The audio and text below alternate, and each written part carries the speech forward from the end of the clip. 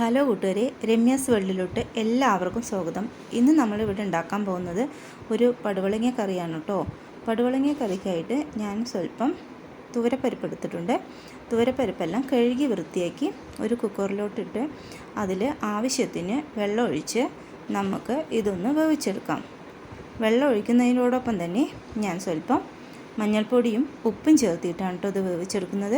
അങ്ങനെ കുക്കറെല്ലാം അടച്ച് നമുക്കൊരു 2 വിസിൽ കൊടുത്ത് ഇത് വേവിച്ചെടുക്കാം.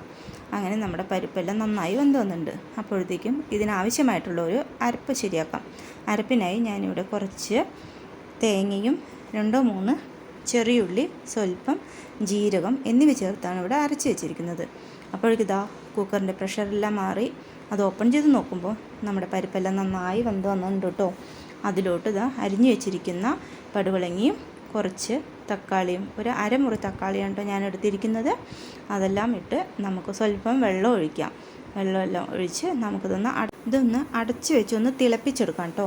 അങ്ങനെ നമ്മുടെ പടുവളങ്ങിയും തക്കാളിയെല്ലാം ഒന്ന് നന്നായിട്ട് തിളച്ച് വന്നിട്ടുണ്ട്.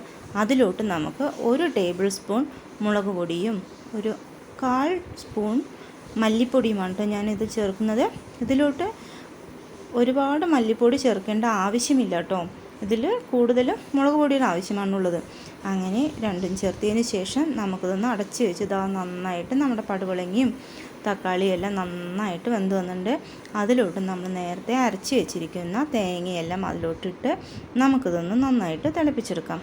അങ്ങനെ നമ്മുടെ പടുവളങ്ങിയെല്ലാം നന്നായിട്ട് തിളച്ച് വന്നിട്ടുണ്ട്.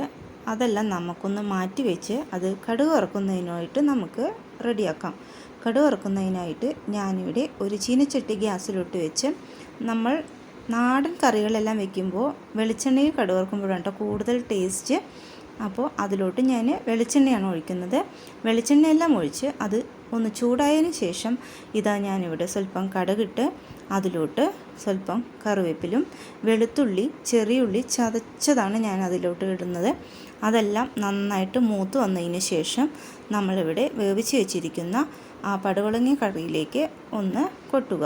അങ്ങനെ ടേസ്റ്റി ആയിട്ടുള്ളൊരു പടുവളങ്ങ കറി റെഡി ആയിട്ടുണ്ട്. മിക്ക ആൾക്കാർക്കും നാടൻ കറികളോടായിരിക്കും കൂടുതൽ ഇഷ്ടം.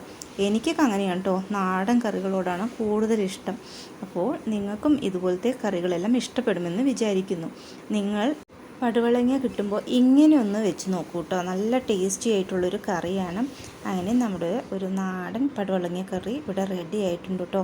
എൻ്റെ ചാനൽ ആദ്യമായിട്ടാണ് കാണുന്നതെങ്കിൽ നിങ്ങളൊന്ന് ലൈക്കും ഷെയറും സബ്സ്ക്രൈബും ചെയ്യണേ. എല്ലാവരും ഒന്ന് സപ്പോർട്ട് ചെയ്യണേ.